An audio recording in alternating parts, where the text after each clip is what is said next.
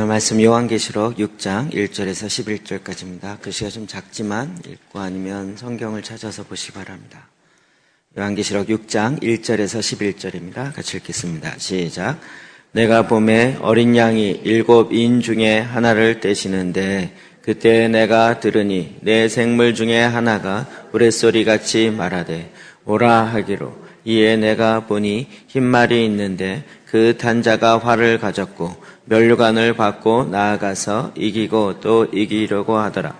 둘째 인을 떼실 때 내가 들으니 둘째 생물이 말하되 오라 하니 이에 다른 붉은 말이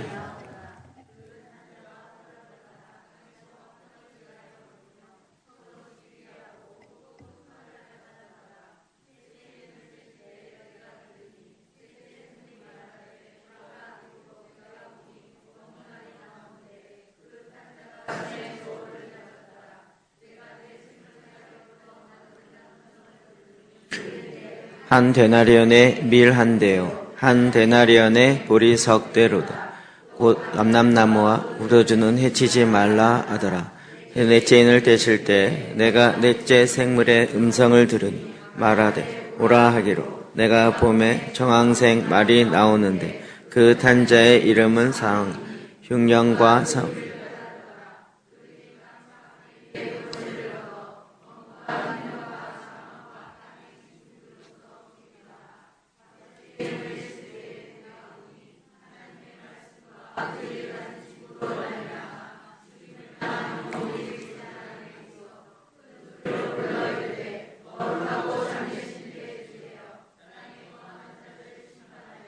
우리 비를 갚아 주지 아니하시기를 어느 때까지 하시려 하나이까 하니 각각 그들에게 흰 두루마리를 주시며 이르시되 아직 잠시 동안 쉬되 그들의 동무 종들과 형제들도 자기처럼 죽임을 당하여 그 수가 차기까지 하라 하시더라. 아멘.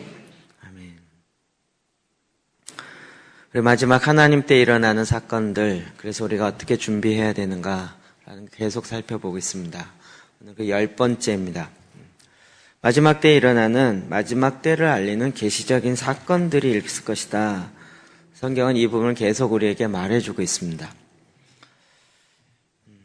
이것이 이제 요한계시록이 우리에게 주는 굉장히 정확하게 우리에게 주는 계시의 말씀이죠. 요한계시록 하면 우리가 너무 이제 어렵다라는 생각이 있는데 다시 한번 말씀드립니다. 요한계시록 쉽습니다. 쉽습니다. 어렵다 생각하면 늘 어려운데 쉽다 생각하면 쉽습니다. 여러분이 몇 가지만 정리되고 나면 그 다음은 훨씬 더 수월할 것입니다. 제가 다시 한번 자 이렇게 보니까 2014년도에 요한계시록 강의하면서 쭉 정리를 했었는데 요 표 보신 분 기억나세요? 이런 표 보신 거 기억나세요? 아시는 분 손 들어보세요. 하나, 둘, 셋, 넷, 다, 11명밖에 안 돼요. 12명밖에. 네, 그래서 다시 한번 간략하게 요점 정리해 드리겠습니다. 그리고 본문으로 들어가겠습니다. 기준이 있어야 성경을 빨리 이렇게 이해되기 때문에 그렇습니다. 자, 요한계시록을 해석하려면 제일 중요한 가장 핵심이 되는 논점은 천년왕국 문제입니다. 천년왕국, 천년 동안 왕노릇하리라 성경에 되어 있는데 이 천년왕국이 어디에서 이루어지냐? 장소와 관련된 것으로 인해서 둘로 나눠집니다. 또 언제 이루어지냐에 따라서 둘로 나눠지고요. 그 다음에 그 안에 언제 이루어지기 바로 직전에 7년 대환란이라는 그 기간이 있는데 요것과 관련돼서 어떤 입장이 이렇게 해서 이제 셋으로 나눠집니다. 어렵지 않죠? 첫 번째, 장소. 자, 천년왕국이 이 땅에서 이루어질까요? 아니면 저 하늘에서 이루어질까요? 이 땅에서 이루어진다고 얘기한 사람은 역사적 전천년자라고 얘기해요. 역사적으로 이 안에 있다라고 하는 거고 이 땅이 아니라 죽어서 가는 천상에 있다라고 하면 무천년이 됩니다. 천년왕국이 지금 눈에 보이는 이렇게 된 것이 아니라 장소 문제요.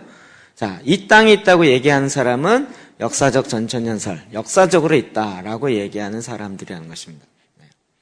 자, 여러분 원하면 이거 파일로 다 복사해서 드릴 테니까 받아 적느라고 노력하지 마십시오. 원하시면 저한테 얘기하면 이렇게 쭉쭉 프린트해서 드릴게요. 대부분 갖고 있을 거라고 생각하고 그냥 여러분은 핵심 메시지만 드렸는데, 자, 그러니까 지금 저 하늘에서 이루어진다라고 주장하는 것은 무천년설의 입장입니다. 이해되시죠? 그 무천년설만 저 하늘이고 전천년, 후천년은 다 이 땅에서 이루어진다라고 얘기하는 사람들입니다. 자, 그런데 전천년과 이 땅에서 이루어지는 사람들이 둘로 나눠지는 거죠. 이 땅이 이루어지는데 언제 이루어지냐? 전천년, 후천년. 이거 헷갈리는 사람 많이 있는데 예수님이 천년왕국 전에 재림하신다. 이게 전천년설이고요. 후천년설은 예수님이 천년왕국 후에 재림하신다. 이게 후천년설입니다. 어렵지 않죠? 시기 언제 오시냐? 천년왕국이 시작되기 전에 예수님이 재림하셔서 예수님과 함께 천년 동안 왕노릇하며 다스려진다. 이게 전천년설이고요. 천년왕국 다 지난 다음에 후에 예수님이 오신다. 시기와 관련돼서 이게 후천년설입니다. 이해되시죠?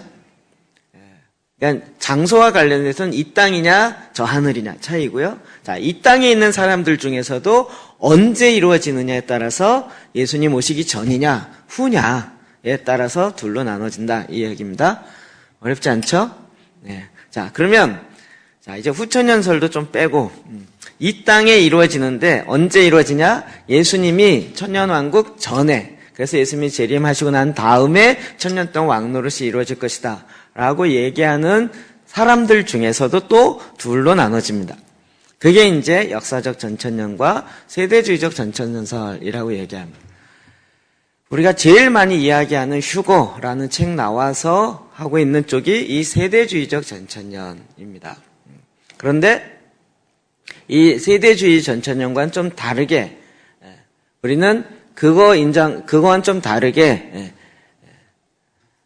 예수님이 우리가 언제 휴거하느냐 요와 관련돼서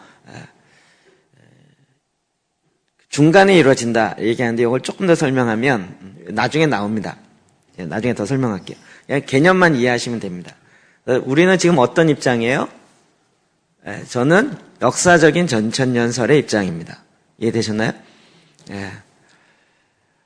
그러니까 휴거가 되고 난 다음에 우리 옛날 영화나 휴거 책이나 이런 거 보면 오순절 쪽에서 주로 이런 주장 많이 했죠.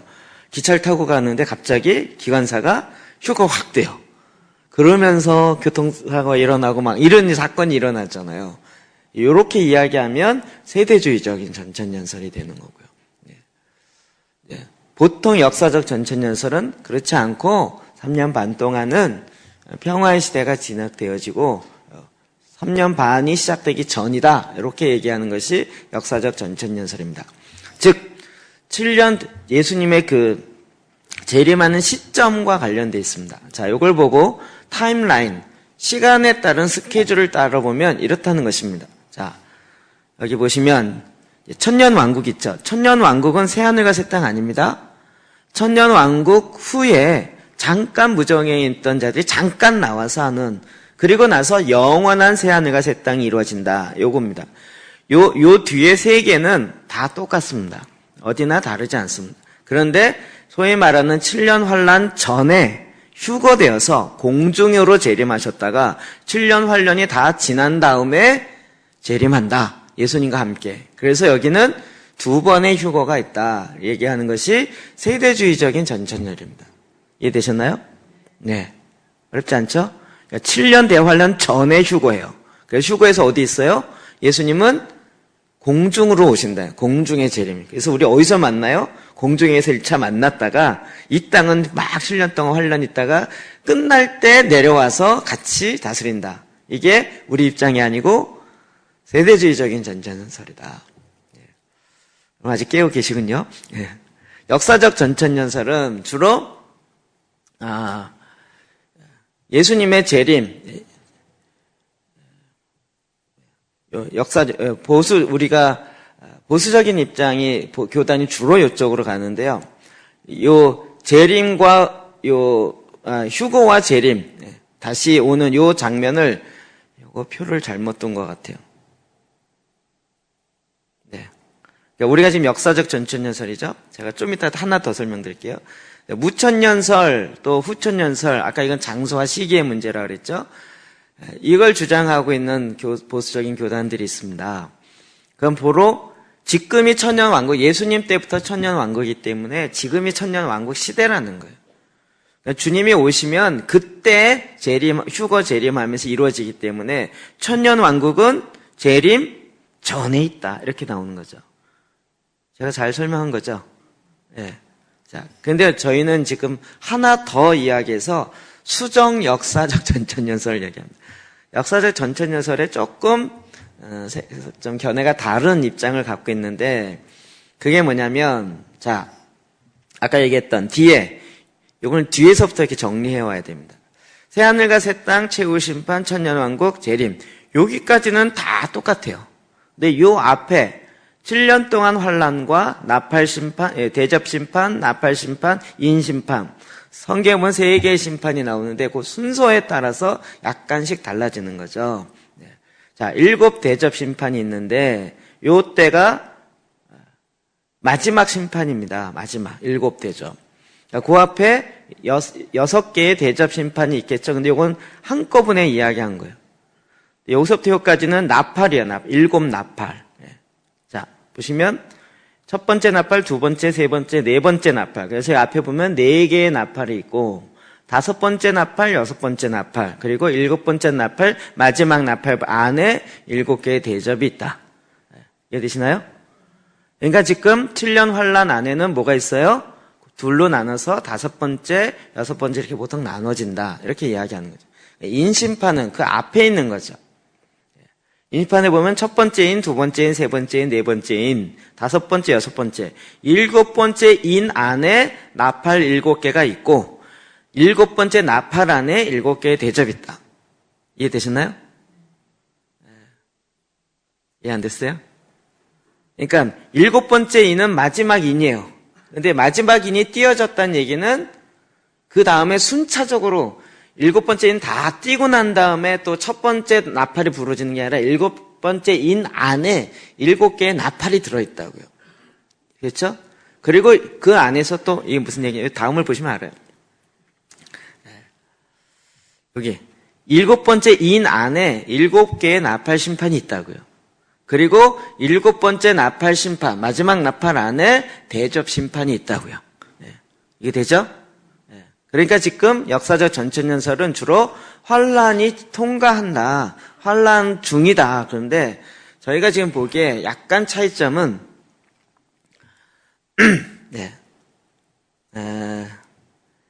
휴거가 욕이 되느냐 욕이 되느냐 차이가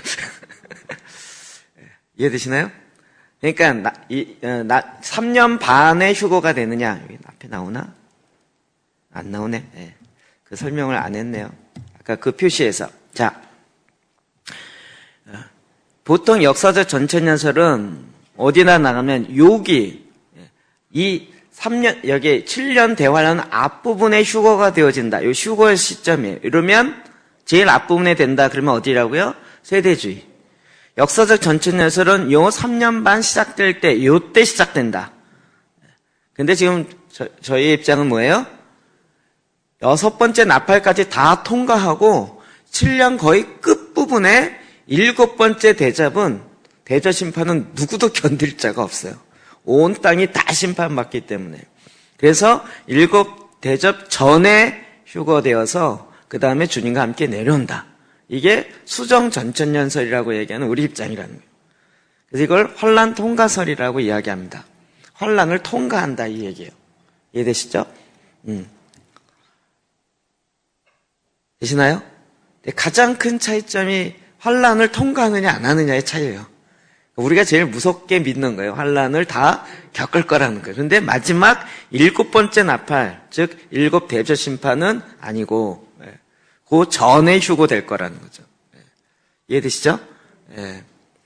시기의 문제였습니다. 자, 그래서 인심판 어디에 해당되는지 아시겠죠? 인심판. 성경에 보면 요한계시록은 4개의 7개가 있습니다. 제일 처음에 2장 3장에 7개 교회, 소아시아 7교회에 편지하라. 그래서 나오고, 그 다음에 보면 심판이 세 종류인데 첫 번째가 일곱 인, 그 다음에 일곱 나팔, 그 다음에 대접.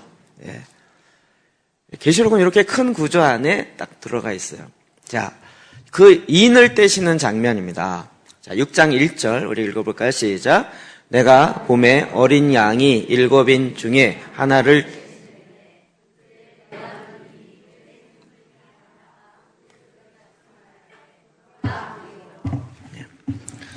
자, 두루마리 성경이 있습니다. 일곱. 여기 가만히 보면 내가 봄에, 내가가 누굴까요? 요한이 봤어요. 근데 어린 양이 누구예요?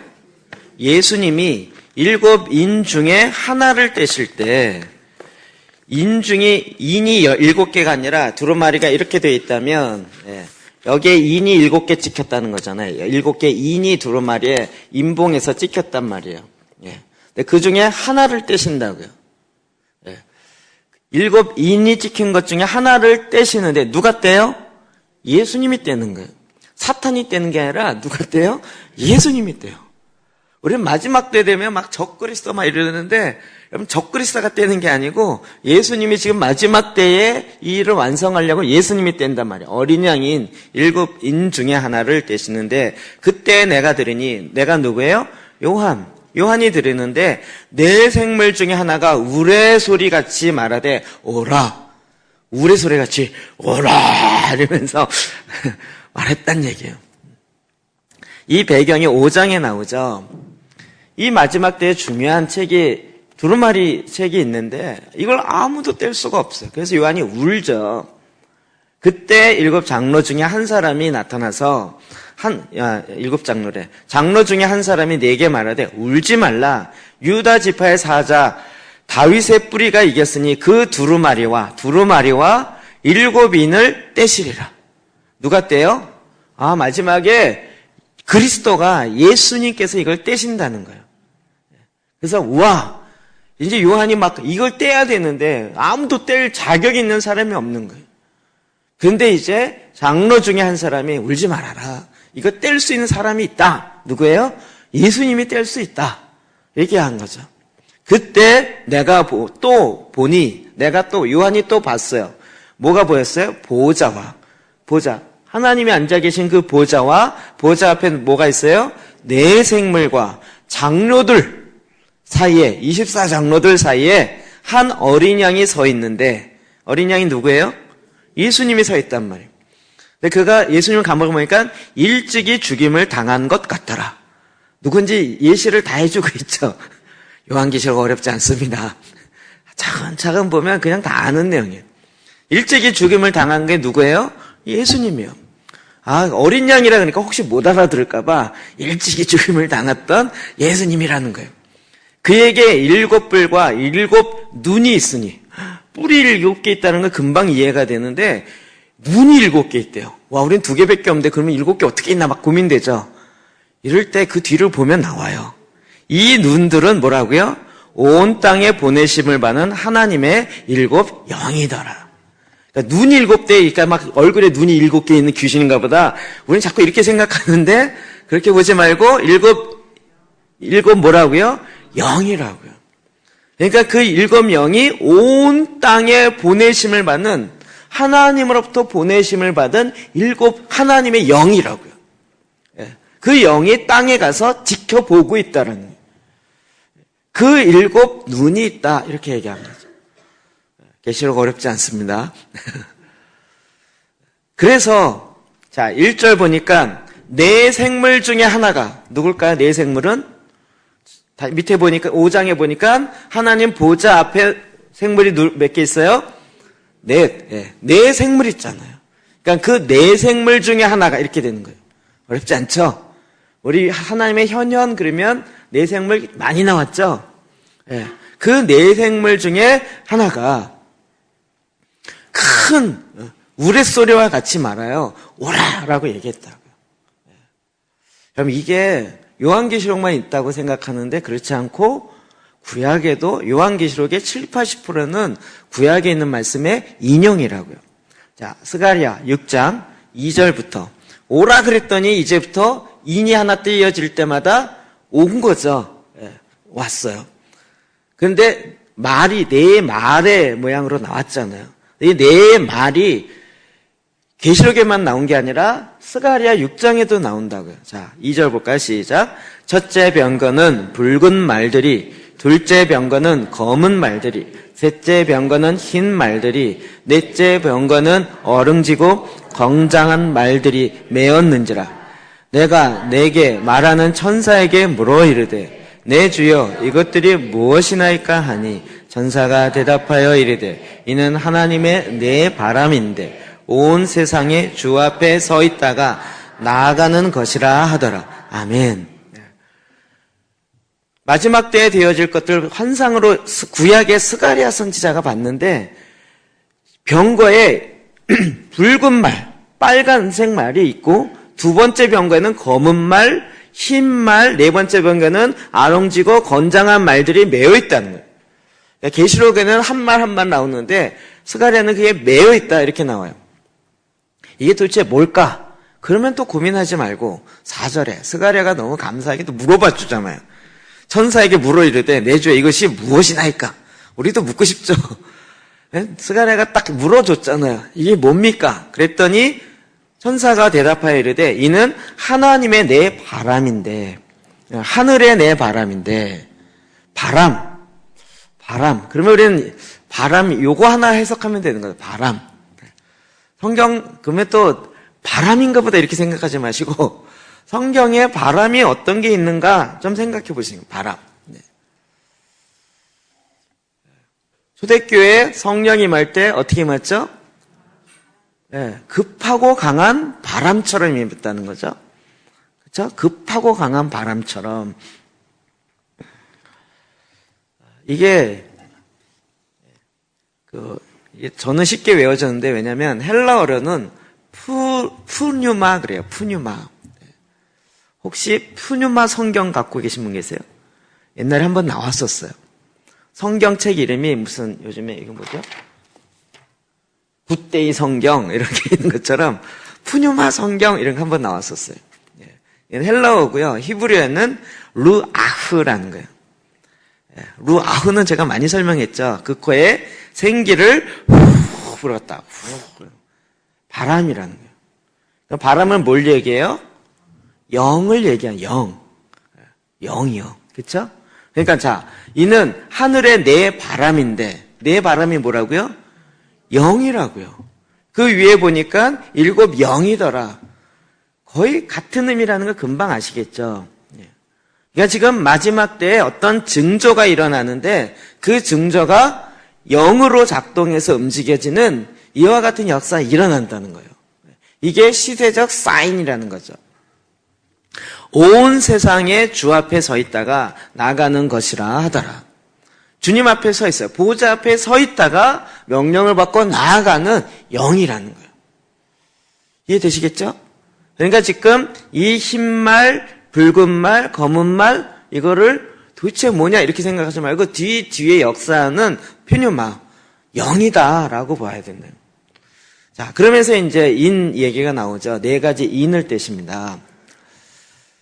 자, 4가지 인을 떼는데 첫 번째 인을 뗄 때 2절이에요. 2절 읽어볼까요? 시작. 이에 내가 보니 흰 말이 있는데 그 탄자가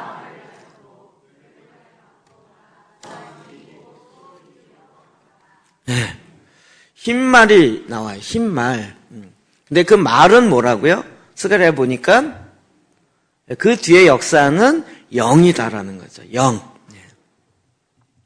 근데 그 흰 말을 탄 자가 활을 가졌다. 그리고 면류관을 받고 나아가서 이기고 또 이기려고 하더라. 계속 이기고 면류관을 받고 이기고 또 나아간다. 그럼 이게 역사적으로 일어나는 사건들이라는 거예요. 제가 이건 저만의 해석이라고 늘 얘기하지만 저는 전천년설과 무천년설과 후천년설이 다 맞다고 본다 그랬죠. 왜요? 시간의 흐름을 때문에요. 이게 왜 그렇게 나오냐? 시간이 그냥 1세기, 2세기로 그 모든 예언이 끝났다라고 얘기하면 무천년설이 되는 거예요. 이게 마지막 때 되어지는 거다라고 얘기하면 세대주의가 되는 거고요. 근데 이게 역사 안에서 이루어진다 그러면 역사적 세대주의, 역사적이게 되는데, 저는 시간을 어떻게 봐야 된다 그랬죠? 성경을 읽을 때. 사이클이 돌면서 1세기에 일어난 것이 동일한 패턴으로 계속 돌면서 지금도 같은 패턴으로 일어난다. 이렇게 봐야 된다 이거죠. 이게 굉장히 보는 차이점입니다. 이해되세요? 1세기에 예언했는데 그 1세기 예언은 예언으로 끝났다. 그러니 이제 그 예언은 더 이상 필요 없다. 이렇게 보면 우리가 그걸 할 필요가 없죠. 예를 들면 이스라엘 백성이 70년 만에 다시 포로 귀환할 것이다 라고 예언이 있었단 말이에요. 근데 그거는 역사적으로 이미 이루어졌죠. 그래서 스룹바벨 성전, 제2성전을 짓고 느헤미야, 에스라가 그 일을 했잖아요. 그러니까 거기서 끝났다 이렇게 보면 우리는 성경을 볼 이유가 없죠. 역사적 사건으로 끝나니까. 근데 그 사건은 나중에 또 뭐로 가요? 이스라엘 백성이 다시 돌아올 거라는 거죠. 요 사건은 요 같은 패턴으로 다시 돌아와서 똑같은 패턴이 마지막에도 또 된다는 거예요. 그게 영적 의미도 있고 삼중적 의미가 있다. 이 얘기 계속한 거죠. 이제 요거 이해되시죠? 그러니까 이 성경에 해석하는 패턴이 우리는 그 당시 1세기의 패턴도 보고 그날 그 같은 패턴으로 오늘날에도 이루어지고 있다라는 것을 보는 거죠. 그래서 많은 사람이 이거를 이 시대에 너무 막 이렇게 알레고리컬하게 1대1로 막 풀어버리는 경향이 있어요.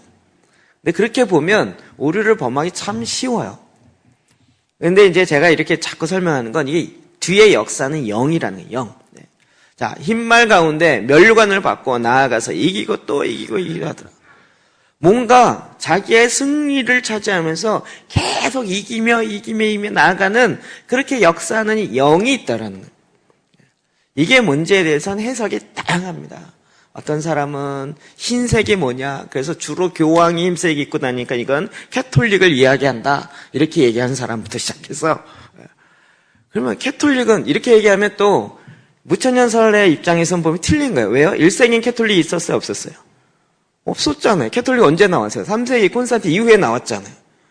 그러면 1세기의 얘기로 하면 이건 틀린 얘기가 되는 거예요. 그러니까 이게 막 골치 아픈데 제 해석이 굉장히 훨씬 편하죠.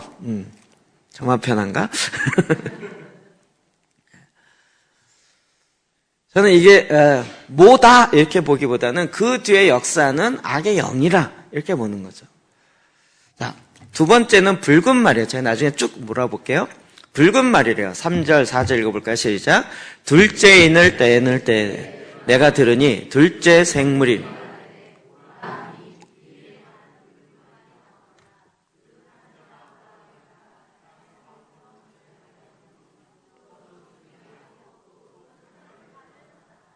예. 자, 둘째 인을 떼실 때 누가 뗐어요?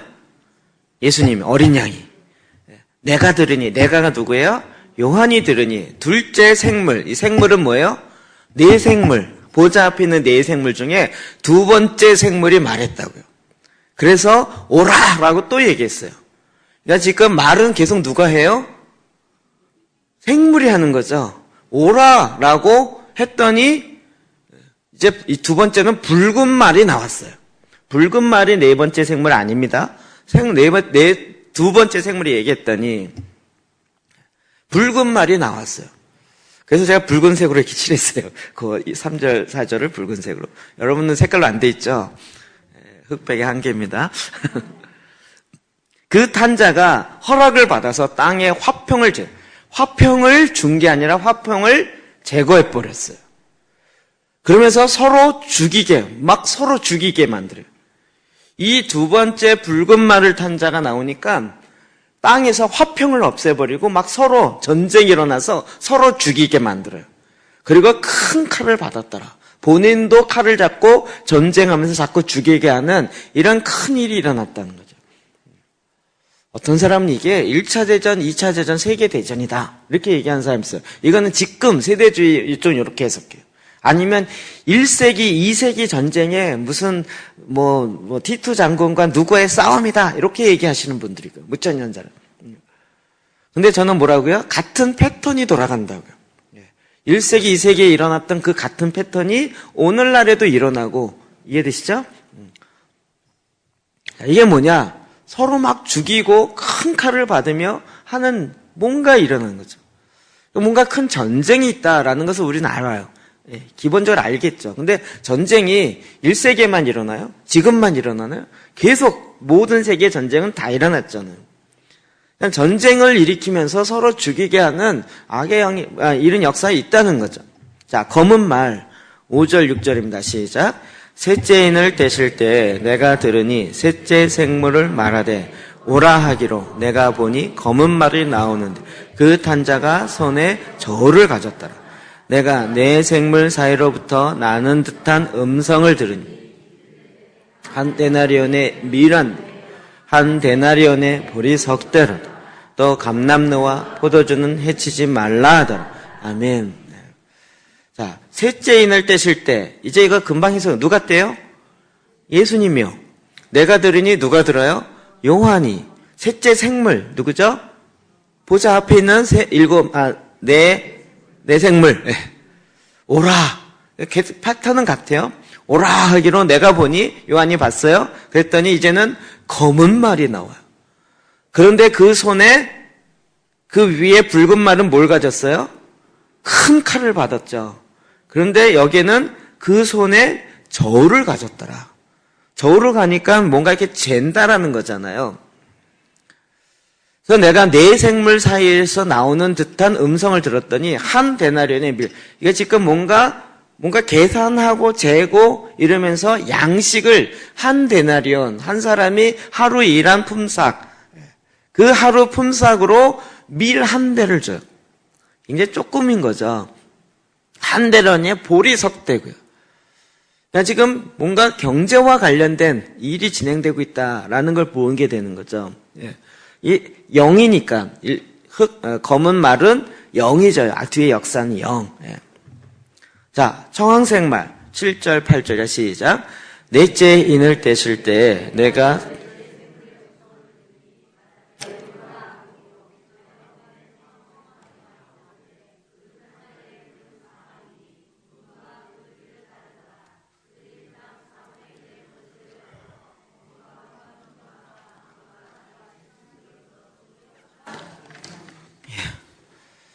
넷째 인을 떼실 때 이제는 설명 안 했습니다. 자, 8절. 내가 보면 청황색, 녹색이에요. 청색, 파란색과 황색, 노란색이 합치면 녹색이 나오잖아요. 녹색으로 표현했죠. 그 탄자의 이름은 사망이래요. 음부가 그 뒤를 따라요. 완전히 그는 뒤에 음부가 따라와요. 그래서 계속 사망, 죽여요. 땅 4분의 1의 권세를 얻어서 검과 흉년, 그 땅 4분의 1 땅에다가 검, 칼과 흉년과 사망과 땅의 짐승들로서 죽이더라. 이 마지막은요, 청황생활은 계속 사망, 죽이는 일을 한다는. 이 네 가지.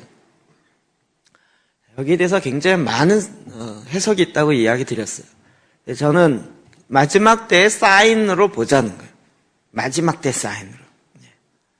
제가 재밌는 게 본 것 중에 하나는 한국에 누구도 그렇게 해석한 사람 한 걸 본 적이 없는데 전에 그 김정철 감독이 만들었던 Understanding the End Time이라는 비디오예요. 어빙 백스터 목사님이 쓴 비디오 14개짜리인가요? 이게 20만 원이었나요? 꽤 비쌌죠. 한동안 그걸 초창기에 이제 판매하셨잖아요. 제가 한지를 사서 그거를 다 봤어요. 한 번 봤는데 뭔 말인지 이해가 안 되더라고요. 안 되겠다 싶어갖고 몇몇 사람들에게 얘기해서 그거 대사를 다 쳐라, 녹취해라 그래갖고 쳤어요. 녹취한 게 이만큼 있다 그랬죠. 제가 이제 가끔 봐요. 그 어빙 믹스터 목사 한국의 어느 분도 그렇게 해석 안 했는데 독특한 해석을 했어요. 이 시대에 딱 풀어내기 시작하는데 그분이 맞는지 안 맞는지는 뭐 나중에 이야기할 거예요. 근데 지금 뒤에 역사는 악의 영들이다 이렇게 보는 거죠. 그래서 그분은 그냥 흰 말을 캐톨릭이라고 풀었어요. 붉은 말을 공산주의라고 풀었고요. 검은 말을 경제를 잡고 있는 자본주의로 풀었어요. 그리고 청황색 말을 이슬람으로 풀었어요. 이 시대 역사는. 제가 이 얘기를 왜 할까요? 저는 그분의 말이 옳은지 그른지 그렇게 푸는 게 맞는지 틀린지는 뭐랄까 어떤 이렇게 판단하지 않아요. 그냥 그분은 그렇게 얘기했구나 라고 그냥 참고할 뿐이죠. 이야기를 잘 들으세요. 제가 그렇게 얘기하는 건 제가 그 사람의 의견을 다 받아들여서 나도 동의한다 이 차원이 아니고 그렇게 해석하는 한 분도 있었다라고 그냥 이렇게 참고로 얘기하는 거예요.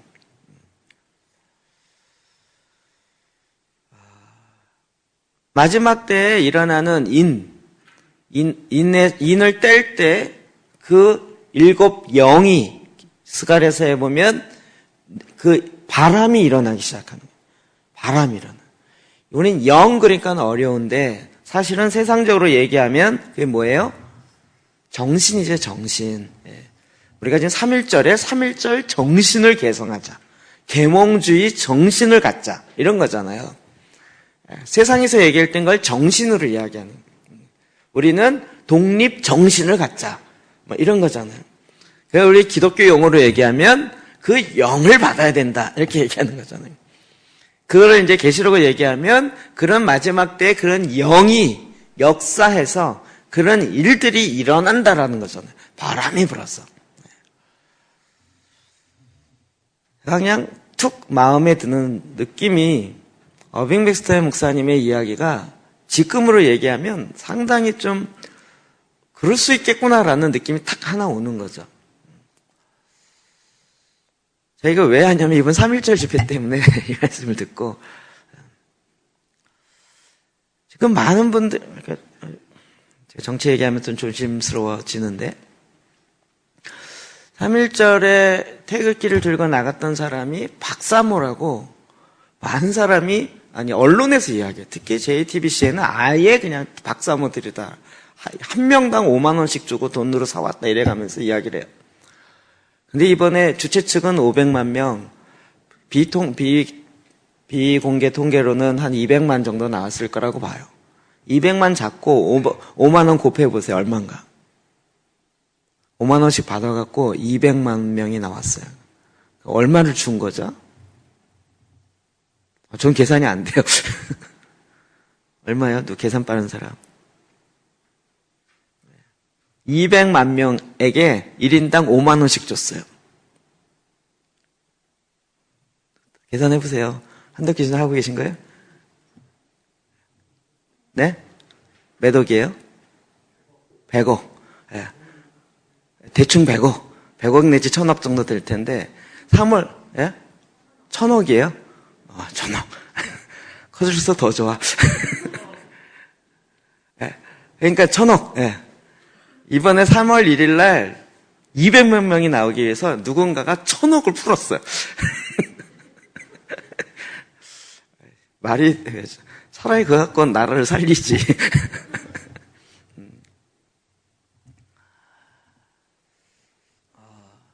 저도 그렇고 많이 참석했던 분도 그렇고 박근혜 대통령을 무슨 사랑하고 그가 옳다라 그래서 나가는 게 아니죠. 지금 이 나라를 생각하면서 나라를 향한 하나님의 뜻이 있는데 이게 자꾸 왜곡되고 꺾어진다라는 느낌이 드니까 얘기하는 거죠. 그 면에서는 촛불을 드는 사람들이나 태극기를 드는 사람은 같다라는 생각이 들어요.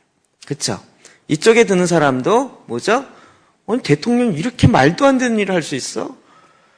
어떻게 이렇게 말도 안 되는 그게 틀린 정보든 만든 정보 상관없이 그들의 마음은 아니 어떻게 한 나라 대통령이 이상한 여자 한 명의 아주 말에 따라서 이렇게 움직이면서 이럴 수가 있냔 말이에요. 인사권까지 얘기하고 외교권까지 얘기하면서 이건 있을 수 없는 거야. 이러면서 분노하면서 나온 순수하게 얘기할 때 촛불도 있고 나중에 보니까 이게 아니고 이 잘못된 언론의 왜곡이다 이래서 나온 태극기도 있고 그리고 거기에 붙어서 나오는 뒤에서 조종하려는 많은 세력들도 있고 이렇다는 거예요. 물론 그냥 눈에 보이는 현상이 아니고요. 그 뒤에 있는 악의 영들의 역사가 뭔지를 봐야 된다. 이 시대에 화평을 제하여 버리고 서로 죽이게 하고 큰 칼을 받으며 전쟁이 일어나게 하는 그런 영의 역사가 일어나는 거예요. 마지막 때에 저는 이게 분명히 또 한 번의 이 패턴이 또 돌 거라고 생각이 들어요. 그렇지 않을까요? 마지막 때는 뭘까요? 제3차 대전이겠죠. 그게 한국부터 시작할지 이스라엘에서 시작할지 이란부터 시작할지 잘 모르겠어요. 어디서부터 시작할지. 그러나 3차 대전이 일어날 것이다 라고 얘기하는 건 우리 모두가 대부분 다 인정하고 있는 거예요. 그러니까 붉은 말의 이 영역사가 또 일어날 수 있는 가능성, 저는 지금도 일어났고 그 다음에도 앞으로도 더 확실하게 일어날 거라는 거예요. 근데 3차 대전은 확실한 마지막 때의 사인이라는 걸 우리는 다 알고 있죠.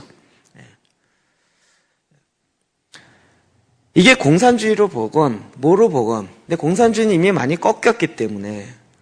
그런데 되게 재밌는 건 지금도 사회주의를 표방하는, 우리는 공산주의가 아니고 사회주의다라고 얘기하면서 표방하는 많은 국가들이 있어요.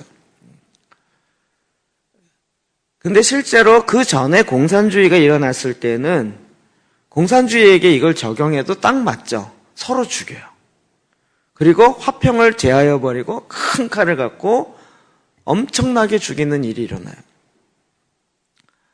베트남의 공산혁명이 일어났을 때 결국 거기에서 많은 지식인들 죽었죠. 그래서 그들이 보트를 타고 난민이 되면서 보트피플이라는 이름이 나왔어요.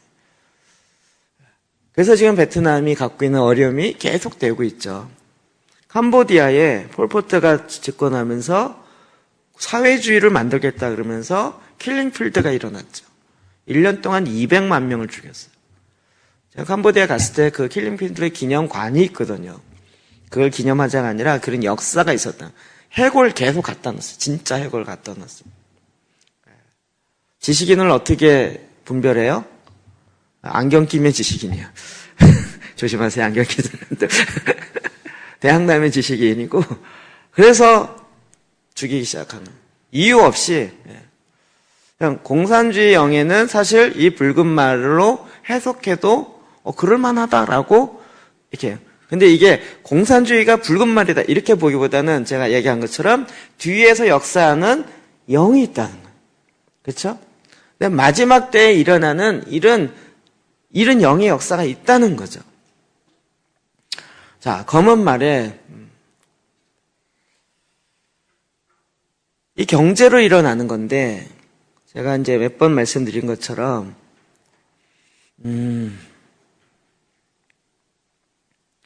지금 일어나고 있는 문제의 많은 핵심은 사실은 그 대안은 사회주의로 가자라고 이야기하는 정치 세력이 있는 거죠. 지금 많은 부분에 사회주의로 가자. 즉 자본주의로 가던 게 정말 안 좋더라 이야기예요. 자본주의, 지금 민주주의는 자본주의 위에 서 있죠. 그런데 자본주의로 가다 보니까 돈 있는 사람이 더 많이 갖고 없는 사람은 더 힘들어지더라. 그러니 그냥 똑같이 먹고 똑같이 가는 사회주의로 가보자라는 이상을 갖고 얘기한 사람도 있는 거죠. 그런 측면에서 저는 박근혜 대통령이나 박정희 대통령이 이야기하는 오늘날 무슨 이렇게 굉장히 이렇게 무슨 이 시대의 위인처럼 이야기되는 건 아니죠. 제가 이 이야기를 계속 이번 3.1절 집회할 때 나누고 이야기하고 계속 이념 싸움으로 이야기하는 거예요. 근데 지난주도 말씀드린 것처럼 그 뒤에는 악의 영들이 있다는 거예요. 지금 자본주의의 가장 핵심은 뭐였죠? 만몬인 거예요. 만몬. 돈. 그러니까 지금 우리가 싸워야 될 것은 저는 이 흰말을 여러 가지로 볼 수 있지만 샤머니즘이다라고 얘기할 수는 없는 것 같아요. 근데 저의 경우를 볼 때는 영적 전쟁이 있을 때 처음엔 샤머니즘가 있어요. 무당, 그 다음에 여기 무슨 성황당, 그 다음에 이런 거 갖고 이 땅이나 악의 영들 쫓아 떠나가라 이러면서 그냥 했어요. 그런데 어느 날 갑자기 또 다른 싸움들이 나오기 시작하더라고요. 그리고 딱 이슬람에 관련된 게 딱 뜨기 시작하면서요. 지금 안산은 조금만 지나면 이슬람과 싸워야 되는 일이 바로 눈앞에 딱 다가올 거예요. 그렇죠? 걔네들 금식일이 뭐죠? 라마단이 되어지 그거 마지막 날이 되면 그 앞에 바로 동네야, 동네. 길가에 나와서 그 양탄자 1인용 양탄자 쫙 펴놓고 그 앞에 절하고 있는 모습을 보면 이게 선교지라는 착각을 하게 돼요. 바로 우리 눈앞에 있어요. 네, 이런 영들과 싸워야 될 우리의 숙제가 있다는 거죠. 숙제가. 그냥 누가 옳으냐 그르냐 이걸 떠나서 그리스도인들은 우리의 싸움이 혈과 육에 색한 것이 아니에요. 정사와 권세와 어둠의 주관자, 악의 영들과 싸워야 되는데.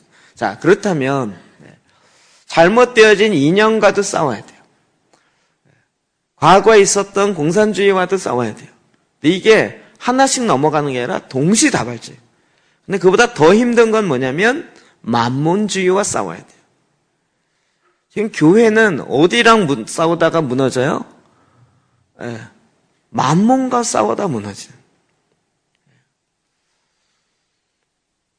그 만몬 앞에 너무나도 그러니까 이걸로 얘기하면 검은 말 앞에 처참하게 무너져 있는. 거기와 어떻게 싸워야 될지를 전혀 모르는 거예요. 이게 거꾸로 봤을 때 홀로코스트의 유대인들이 그들이 돈 때문이 아니라 유대인이라는 것 때문에 노란색 별을 옷에다 아예 박았어요. 그 별을 달고 살게 했어요. 나중에는 그 별 단자들을 다 몰아서 홀로코스트에 넣었죠. 600만이 죽었습니다. 마지막 때에 비슷한 일이 나겠죠. 한 데나리온에 밀 한 대를 팔아요. 밀 한 대. 결국 이것도 나중엔 짐승의 표와 이런 게 어쩌고저쩌고 나가겠죠. 그러니까 지금 우리는 뭐와 싸워야 돼요? 돈에 굴복하지 않는 돈으로 우리는 누를 거예요. 경제로 누를 거예요. 먹을 거 가지고 누를 거예요. 1세기에도 그래왔고 매 세기마다 그런 역사는 있어 왔어요. 근데 그것을 뚫고 나갈 수 있는 마지막 때에 준비되어지는 그 성도들이 필요하다는 거죠. 근데 이 시제적 사인이 계속 일어나는 거예요. 요즘 젊은이들이 정말 저희 때랑 너무 다르죠. 굉장히 풍요로운 거죠. 저는 정말 이렇게 생존의 문제, 먹을 것 때문에 아르바이트하고, 먹을 것 때문에, 먹고 살아야만 하기 때문에, 또 아르바이트를 해야 학교를 다닐 수 있기 때문에, 그래서 아르바이트 하지만, 요즘 젊은 학생들이 아르바이트 하는 이유는 그런 경우도 있겠지만, 대부분 그렇지 않죠? 다른 아이들과 같이 그런 수준을 놀고 싶은 거죠. 잘못 얘기하면 또 점수 깎일까봐 제가 조심스럽습니다.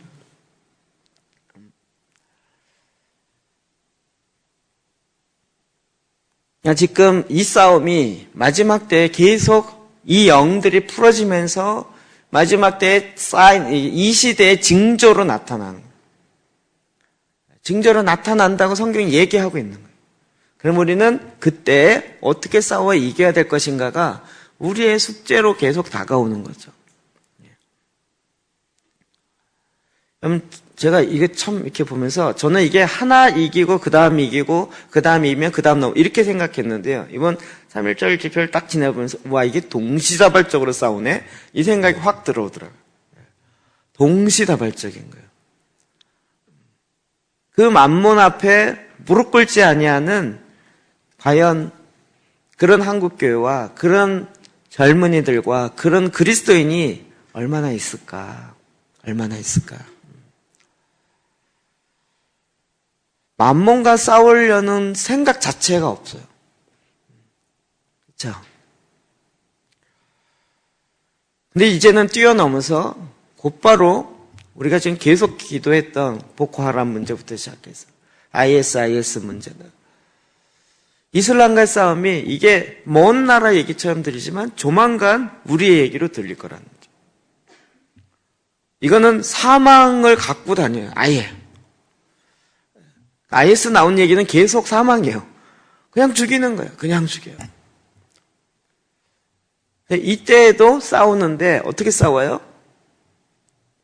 참 놀랍게도 마지막 5번째 인을 뗄 때 보면 순교자의 이야기가 나와요. 그냥 죽어요.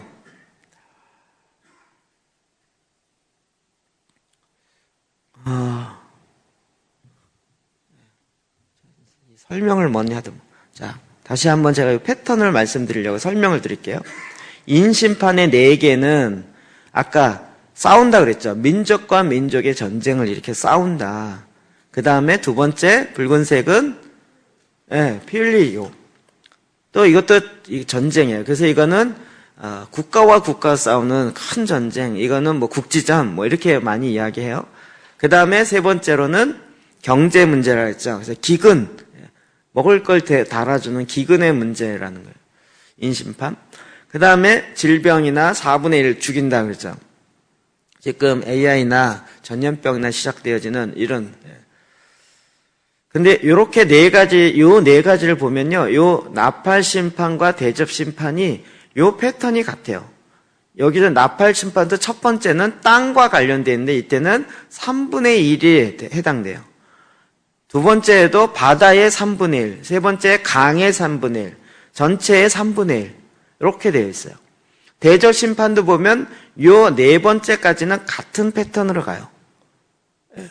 그래서 이걸 보고 우리는 근데 그 심판이 어떤 패턴이 있냐면요. 자, 나팔 심판. 첫째, 둘째, 셋째, 넷째. 지금 이거 할 시간 아닌데 잠깐만 설명드려요. 7개의 나팔 심판이 마지막 나팔 심판 전까지 지금 어찌 보면 우리가 뭐 어떤 사람은 4번째 인이 풀어졌다 이렇게 얘기하는 사람도 있고 지금 5번째 인이 풀어지는 왜 순교자가 많이 나오니까 5번째 인이 풀어졌다 이렇게 얘기하는 사람도 있어요. 네, 이건 뭐 시기적으로 맞느냐 그러냐 이렇게 얘기하면 골치 아파져요. 그런데 나팔 심판을 보자고요. 첫째 나팔, 2번째 나팔이 8장에 나오는데 우박과 불과 피가 그 다음에 바다에 피로 물들어요. 그 다음에 물을 못 마시게 돼요. 그 다음에 어둠으로 깔려요. 5번째 황충과 어둠이 와요. 여러분 이 심판을 보면 나팔 심판을 보면 어디서 많이 듣던 얘기 같죠. 우박, 불, 피 이게 어디 나와요? 애굽의 재앙에서 7번째 재앙의 내용과 같아요. 그렇죠? 그 다음에 바다가 피로 변해요. 이건 나일강이 바뀌는 장면과 같죠? 첫째, 이 출애굽기 첫 번째 애굽 재앙과 패턴이 같죠. 그 다음에 어둠이 칠흑 같은 어둠이 끝이에요. 이거는 출애굽기에는 9번째 재앙과 같죠. 그 다음에 황충은 8번째, 어둠 여기 나오는 어둠 이것도 9번째. 그 다음에 대접 심판에 보면 이게 또 같은 패턴이에요. 그래서 지난번에 딱 이야기를 드리기를 우리가 지금 출애굽기에 이르는 사건을 보면서 내가 너를 세웠으면 나의 능력을 내게 보이고 내 이름이 온 천하에 전파되게 하려 함이라. 이것이 1차적으로는 모세에게 해당되는데 모세에게 해당되고 끝나요? 그렇지 않고 그 패턴이 지금도 우리에게 같은 패턴으로 온다는 거죠. 그러면 우리에게 지금 이 나팔 심판이 이루어지고 있는 우리에게도 지금 우리를 이 마지막 때에 세운 이유는 뭐예요? 내가 너를 이 마지막 때에 세웠으면 나의 능력을 내게 보여. 하나님의 능력을 우리에게 보이고 또 하나님의 이름이 온 천하에 전파되게 하려고 마지막 때에 우리를 부르셨다는 거죠. 같은 패턴이라는 거 이해되시겠죠? 네. 우리가 주님이 오실 때까지 이 찬양 참 많이 불러요. 주님 다시 오실 때까지 나는 일어나 그 길을 가리라 하는.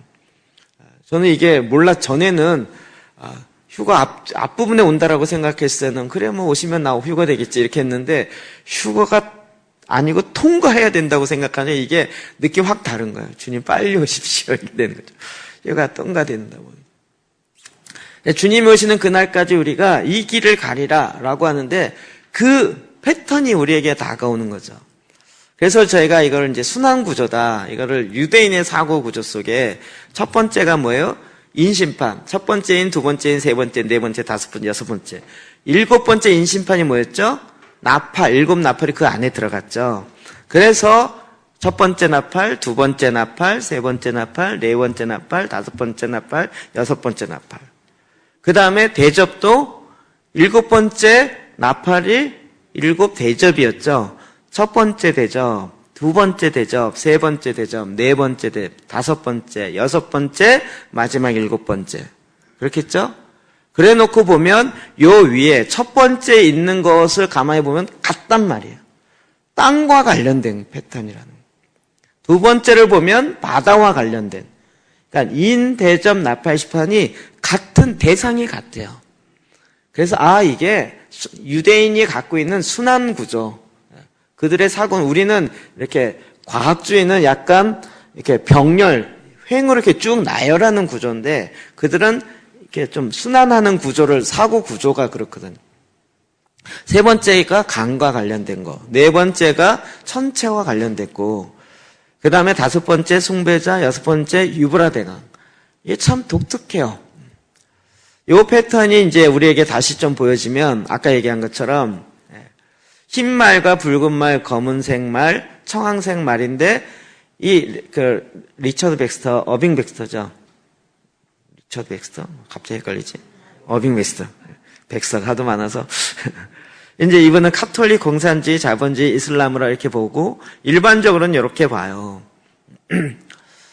그리고 아까 얘기한 것처럼 첫 번째 인심판, 나팔심판, 대접심판에서 땅, 환란, 바다, 강, 전체계 이러면서 이게 같은 패턴이라는 것을 보게 된다는 거예요. 자, 그걸 통해서 우리는 지금 뭘 봐요? 지금 우리 이 땅에서 어떻게 싸워야 되는지를 봐야 되는, 어떻게 싸워야 되는.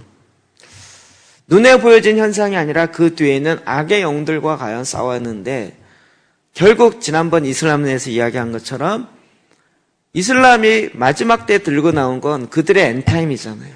이슬람 제국을 건설하자. 그게 뭐예요? 칼리프 제국을요. 그들이 온건파건, 과격한 순위파건, 시아파건 상관없이 온건파건, 과격파건 그들의 이상은 무엇이에요? 하나님 나라가 아니고 이슬람 나라를 건설하자 이거잖아요. 이슬람 나라가 칼리프 제국이죠. 그 칼리프 제국을 만들매 있어서 사람을 얼마든지 죽인다는 거예요. 이 땅에 3분의 1을 죽일 거라는 거예요. 20억 정도 될 거라고 봐요. 그게 나팔 심판에서 나타나는 거예요. 3분의 1. 그리고 마지막에는 전체를 향해서 하나님 심판할 때 그 심판받기 직전에 우리가 휴거되어지면 대접 심판은 우리와 해당되는 게 아니라는 거죠. 이게 약간 위로가 있죠? 자, 그래서 우리에게 이제 다섯 번째 인이 떨어지는 것이 우리에게 너무나도 큰 위로가 되는 거예요. 자, 다섯 번째 인 봅시다. 6절부터 11절 시작. 다섯째 인을 떼실 때 내가 보니 하나님의 말씀과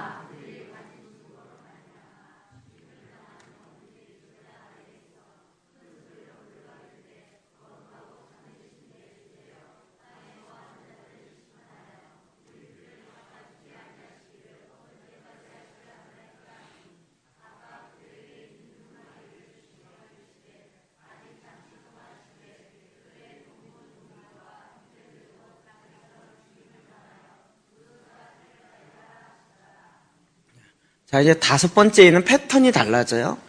네 번째까지는 네 말이 나왔잖아요. 근데 다섯 번째는 전혀 다른 패턴이에요.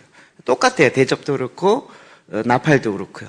자, 다섯 번째를 뗄 때 내가 요한이 봤더니 하나님의 말씀과 그들이 가진 증거, 하나님에 대한 증거, 하나님의 말씀을 가진 자들, 그들이 갖고 있는 증거로 인해서 죽임을 당한 영혼들. 누구죠? 순교자들이요. 그들이 제단 아래에 있어서 큰 소리로 그 하나님 보좌 앞에 제단에 그 아래에서 큰 소리로 이르되 거룩하고 참되신 대주자여 땅에 거하는 자들을 심판하여 우리 피를 갚아주지 아니하시기를 어느 때까지 하시느냐. 5번째 인을 뗄 때 그 순교자들이 그 대주제가 누구예요? 하나님 앞에 내 피, 순교의 피를 갚아주십시오.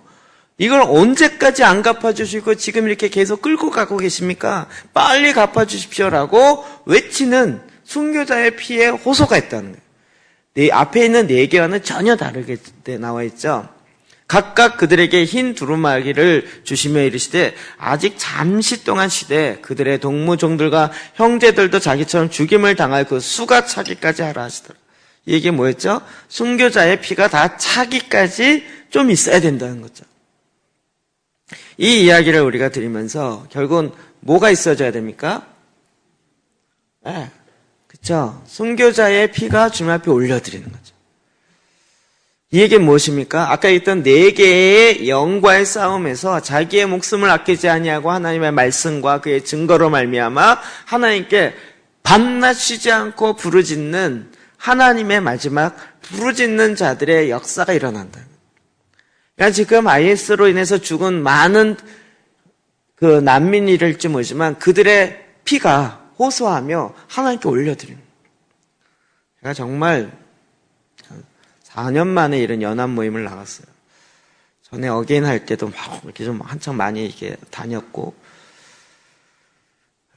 그리고 이제 지난번 홍콩 갈 때 게더링 때문에 한번 갔었고, 이번에 이제 한 4년 만에 이제 연합 모임 나가서 봤더니, 저는 앞에 나와서 막 이렇게 강의하고 뭐 기도연도 하고 하시는 분들의 대부분은 알아요. 굉장히 오랜만에 만난 분들이죠.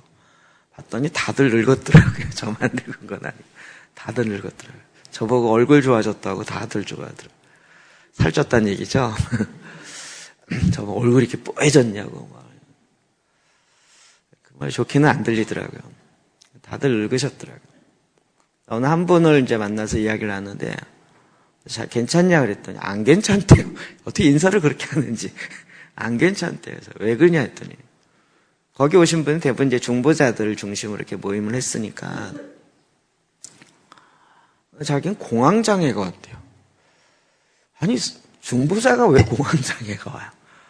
약간 의외뜨아해서 웬 공황장애냐 그랬더니 그분이 하나님 마음을 주셔갖고 이스라엘만 간 게 아니라 이스라엘 주변을 좀 다니기 시작했는데 특별히 난민들이 있는 난민촌을 가는데 독특하게 이야기를 해요. 그 난민촌에 도착한 그분들에게 그들이 잘 정착할수록 도와주는 대부분의 사람들은 다 기독교인이잖아요. 근데 이 사람들이요, 그들이 읽을 수 있는 책이나 또 영상 같은 거, USB나 이런 것들을 나눠줘요. 식료품도 주고 입을 것도 주지만 난민촌에 있게 되니까 굉장히 무료하잖아요. 그러면 그들이 볼 수 있는, 들을 수 있는 성경, 그들의 언어로 된. 이 사람들이 시리아 난민이나 이쪽에서 오시는 분들은 완전히 100% 이슬람 국가예요. 그런 곳에서 박해가 시작되면서 지금 이러니까 난민으로 막 도망오는데 와서 정착하다 보니까 뭐 아무것도 없죠.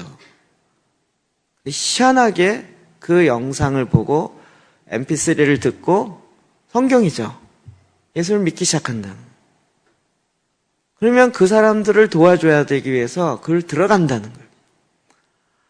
자기도 언제 어떻게 이거 잘못 잡히면 이게 참수될 수도 있고 이런 위기적 상황에 땅을 다니면서 땅밟기를 하다 보니까 막 조그만 소리에도 소스라치게 놀라고 이러다 보니까 공황장애가 왔다는 거예요. 실제로 공황장애. 그래 이분이 그럴 수 있겠다 생각이 들어요. 제가 그런 얘기를 이제는요 뭐 꿈에 예수님을 보고 환상으로 이런 시대도 아니고요. 정말 구체적으로 그런 사람 한국분이에요. 만나서 나누고 이야기하는 가운데서 정말 그들이 죽게 돌아오고 그러면서 새로워지는 역사들을 많이 봐요. 이번에도 하여튼 뭐 이렇게 그렇게 만나다 보면 이제 그동안 있었던 별의별 얘기를 다 들어요. 지난번 우리가 재작년인가요? 신들러 프로젝트 헌금을 했었잖아요. 그래서 그때 그거를 그때는 이영희 교수님한테 드렸지만, 거기 말고도 또 하는 몇몇 단체가 있어요. 지금은 빼내기가 어려우니까 아예 산 쪽에다가 다른, 북한에, 얘기하면 안 되죠. 네. 그래서 새로운 프로젝트를 많이 하고 있더라고요. 현재 하고 있더라고요. 그래서 제가 제 마음속에 이 일을 위해서 계속 기도하다가 하나님께서 그 마음 확 주셨어요. 저는 원래 좀 그런 마음이 있었는데, 북한이 불쌍해서 통일하자, 저는 이런 마음 없어요. 근데 그게 아니고요, 북한을 향한 하나님의 뜻이 있을 거 아니에요. 북한에 있는 기독교인들을 향한 하나님의 뜻이 있을 거 아니에요. 그 뜻은 뭘까요? 저도 이게 충격이었잖아요. 사망의 그늘에 앉아 죽어가는 나의 형제들. 고영원 전사님이 지은 곡이 북한 때문에 지은 거잖아요. 그러면서 부흥 투어 때 전국 투어하면서 그 찬양 불어가면서 북한에 대한 찬양과 부흥인데 웬 북한 얘기냐는 거죠. 제 마음속에 그때부터 시작해서 계속 북한에 대한 부담이 있는데, 불쌍해서가 아니라 하나님이 역사의 주관자이신데 지금 뭘 하길 원하실까? 이게 궁금해지잖아요. 계속 기도하면서 아까 그 영과 관련되어서 우리가 지금 아까 얘기한 뭘로 보일지 모르지만 백스터 목사님의 말에 입각하면 공산주의형, 자본주의형, 이슬람의 영과 싸워야 되잖아요. 근데 싸우러 나갈 때 여러분 나가겠냐고요. 여러분 싸웁시다, 나갑시다 그러면 나가시겠어요? 3.1절에 나가야 되냐 말아야 되냐 나가고 또 그거 갖고도 싸워요. 나가는 게 아니고요, 나가야 되냐 말아야 되냐 갖고 싸워야 돼요. 그런데 그 살인의 영, 그 칼을 차고 있는 영, 그런 영과 싸울 때 과연 누가 나가겠다고 하겠냐고. 근데 저는 이제 그런 마음이 있어요. 우리가 가서 어떻게 섬기겠다가 아니라 하나님이 북한에 있는 많은 20만, 30만이 넘는 그리스도인들은 이미 순교의 삶을 넘어온 사람이기 때문에 그들이 하나님의 뜻 앞에 딱 발견되면 내 목숨이 이미 죽은 목숨이라 마지막 이 목숨을 주님께 드릴 장소를 내가 찾겠습니다. 그 순교의 자리에 날 보내주십시오 라고 얼마든지 오히려 그런 자리를 찾아다니는 사람들이 북한에 있는 그리스도인들이 아닐까라는 생각이 듭니다. 근데 문제는 우리가 동일한 마음을 갖고 이 싸움을 싸울 줄 알아야 돼요. 네. 그렇죠. 아니 내가 못 가는데 저 사람이 가겠다 그러는데 나랑 생각이 좀 다르고 방법이 좀 다른다 그래서 아유 난 안 돼 라고 할 것이 아니라 지금 이 마지막 때 일어난 하나님의 역사하심을 이렇게 같이 바라보면서 와 내가 못하는 걸 저 사람은 하네. 그러면 그 가운데 하나님의 역사를 더 온전하게 보고 살려가야 되는 거죠. 그럼 마지막 때 우리에게 이와 같은 큰 그림을 볼 줄 알고 크게 일할 줄 아는 하나님의 왕 같은 제사장들을 일으켜야 되는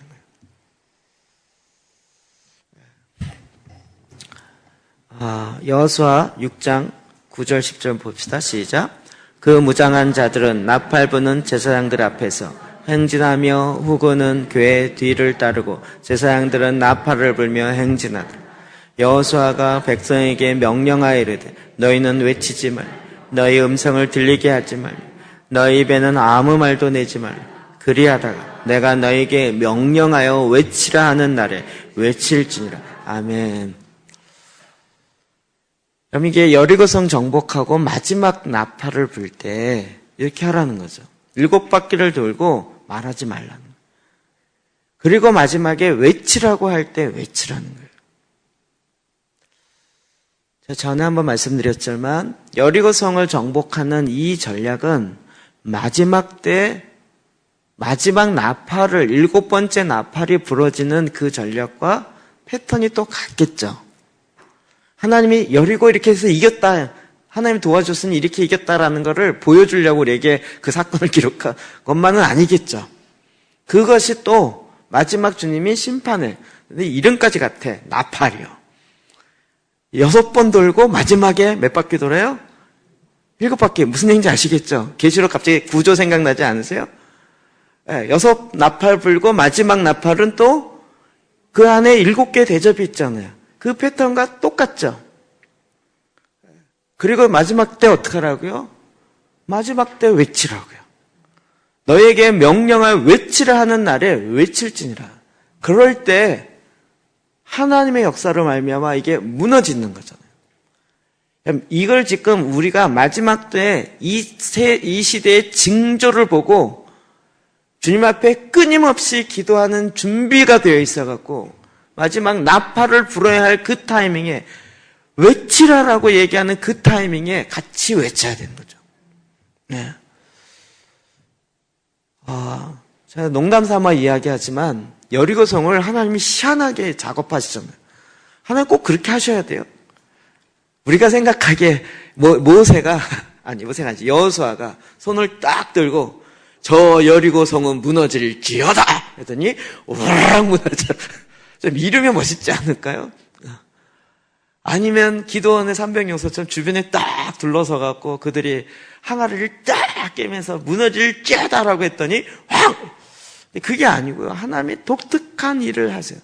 거기는 어마어마한 하나님의 사인이 들어가 있는 거예요. 저는 개인적으로 이번에 아주 제가 작심을 했던 것 중에 하나는 이번에 나온 중보자들을 다시 오래간만에 만난 것도 있지만 이 타이밍으로 묶어야 되겠다라고 싶은 생각이 있어요. 그래서 그동안 어떻게 사역을 해왔는지 제가 만나서 얘기하고 묻고 하면서 마음에 좀 답답함이 있었어요. 뭐냐면 지금 마지막 때 우리가 불어야 될 나팔이 뭔지를 정확하게 자포를 불러줘야 되는 거죠. 물론 지금에 있는 정치적 현안도 굉장히 중요한 문제죠. 근데 그보다 더 힘들고 어려운 것 중에 하나는 제사장들이 여기 앞에 보면 무장한 자들은 나팔 부는 제사장들 앞에서 행하고 후구는 궤의 뒤를 따라요. 궤가 뭐죠? 법궤의 뒤를 따라요. 이게 무슨 의미인지 아시겠죠? 말씀의 뒤를 따라요. 제사장들은 나팔을 불며 행진해요. 나팔은 누가 불어야 돼요? 제사장들이 불면서 행진해요. 이 패턴이 그냥 여리고성을 돌게 하는 패턴이 아니라 우리는 그 의미가 이제 풀어지죠. 법궤가 앞장서 가요. 그 뒤에 제사장들이 나팔을 불어요. 백성들은 조용해요. 그리고 여호수아가 백성에게 명령하여 이르되 너희는 외치지 말며 너희 음성을 들리게 하지 말며 너희 입에 아무 말도 내지 말라. 그리하다가 그러니까 함부로 막 이렇게 외치지 말고 가만히 있다가 그냥 말없이 가다가 딱 주님이 사인하는 그 순간 그 타이밍에 모든 백성이 외치라는 거예요. 그런데 이건 모든 백성과 관련되어진, 그러니까 제가 이 부담감이 있어요. 하나님의 마지막 때 딱 하나님이 사인을 줄 때 모든 백성이 다 외쳐야 돼요. 이거는 마지막 때 우리가 해야 될 사인인 거예요. 이렇게 하라고 제사장들은 미리 얘기를 다 해놔야 돼요. 둘의 역할의 차이 이해되세요? 제사장들은 지금 나팔을 법궤 뒤에서 말씀을 따라가면서 하나님의 말씀이 이렇게 됐습니다라고 계속 이 마지막 나팔을 불어줘요. 예, 이해되시죠? 돌 때 어떻게 둬요? 나팔만 불면서 도는 거예요. 돌 때는 제사장들이 나팔을 불면서 돈다. 그리고 마지막 타이밍이 됐을 때 모든 백성들이 다 외친다. 우리가 이걸 지금 준비해야 될 타이밍이라는 거죠. 그냥 이게 나가야 되냐 말아야 되냐 이 타이밍이 아니고요. 마지막 때 기도. 제가 참 재밌는 건 기도의 집이요. 우리만 스타일이 아니고요. 되게 재밌는 건 프레잉 처치 네트워크도 있어요. 기도의 집 네트워크라고 박근혜 목사 중심으로 하는 게 있어요. 그것만이에요. 그렇지 않아요. 또 애니 중보 기도도요. 거기 목회자 한 100명 있는데 거기선 다 기도의 집 중심의 목회 차원에 한다고 지금 하고 있어요. 더 광주에 또 기도회 집 하는 네트워크인데 거긴 또 외인 구단들 중심으로 하는 기도회 집이 있어요. 한국 안에도 제가 아는 것만 해도 기도회 집과 관련된 또 우리 TK에서 이제 우리는 또 등대교회 개념의 또 기도회 집이 있고요. 그 다음에 또 데이비드 차 형제는 라이트하우스 철치라고 그런 또 그 네트워크가 또 한 20개의 교회가 이렇게 하고 있고. 고만고만하게 이렇게 쫙 있어요. 근데 지금 제 안에 확 말씀 때문에 오는 부담감은 뭐냐면 어느 한 타이밍에 동시에 외쳐야 될 타이밍이 있는 거예요. 지금 기도의 집이 오르냐 그러냐 이 얘기가 아니고요. 지금 하나님 앞에 계속 말씀에 괴를 뒤따르면서 말씀이 지금 뭘 위해서 끌고 가고 있는 마지막 때도 주님이 인을 떼시고 주님의 그 스케줄 따라 움직이는 거죠. 적그리스도 따라 움직이는 게 아니고 주님의 스케줄 따라 움직이는 겁니다. 그러니까 우리는 지금 주님이 뭘 원하시는가를 보고 그 일 앞에 나가는. 근데 딱 보는 순간 이런 지금 속된 말로 종북 세력과도 싸워야 되고 또 자본주의 영에 물들어 있는 이 검은 말과도 싸워야 되고 그리고 이제 우리는 눈앞에 안 들어왔을지 모르지만 그 이슬람의 영과도 싸워야 되고 그 전에 샤만과도 엄청 싸웠었고 우리가 이 모든 전쟁에서 싸워 이기는 자인데 그러려면 어떻게 해요? 오직 마지막 때 하나님 주신 사인이 뭔지를 다는 알고 있어야죠. 말씀의 근거에서 나는 신학적으로 저 입장이 아니야 이렇게 볼 게 아니라 하나님 말씀의 근거에서 정확하게 봐서요. 그래서 제가 그 부담감 때문에 같이 만나서 이야기를 한 거죠. 지금 한국에 하늘에 덮개가 덮여 있잖아요. 2012년에 레이디 가가 왔을 때 우리 같이 반대 집회 갔었죠. 2014년도에 4월 달에 세월호 호원하고요. 6월 2달 지난 다음에 또 교황이 왔었죠. 작년 1월 달에 원래 2015년 여름에 하려고 그랬다가 2016년 2월에 세계에 영성하는 사람들이 다 모여서 강원도 평창 모여갖고 세계 명상 대전이라고 했었어요. 한국에요. 계속 이런 일들이 계속 와요. 그런데 제사장들이 잠자고 있어요. 그리고 어떻게 싸워야 할지를 잘 몰라요.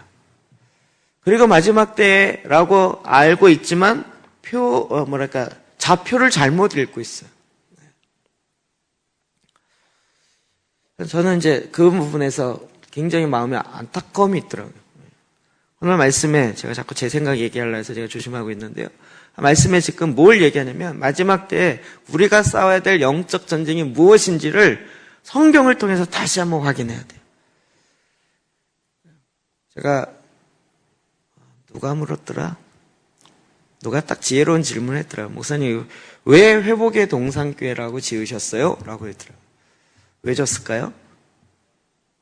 회복이라는 단어가 마지막 때의 가장 중요한 키워드예요.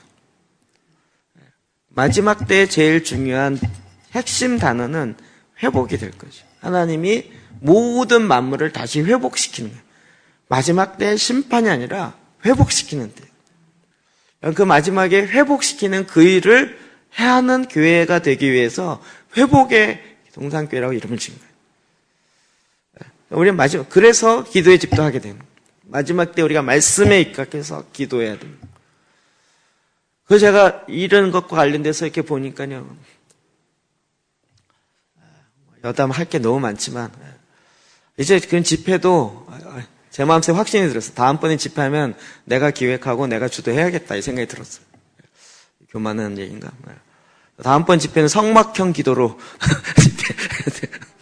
이렇게 해야 되겠다 생각이 딱 드는. 그래서 앞부분에 감사함으로 찬양하고 그리고 번제단 앞에서 우리 국가의 죄악이 무엇인지 놓고 회개하고 그 다음에 우리의 정체성이 무엇인지를 막 선포하고 그리고 성소에 딱 들어가서는 설교가 아니고 말씀 딱 놓고 시편 한 10편 정도 막 크게 외치고 그 말씀에 입각해서 기도하고 선포하고, 그 다음에 또 다른 말씀 딱 이야기하고, 그 말씀이 선포하는. 설교가 선포가 아니고 말씀이 선포. 하나님 계시적으로 말씀을 주면 그 말씀을 선포하는.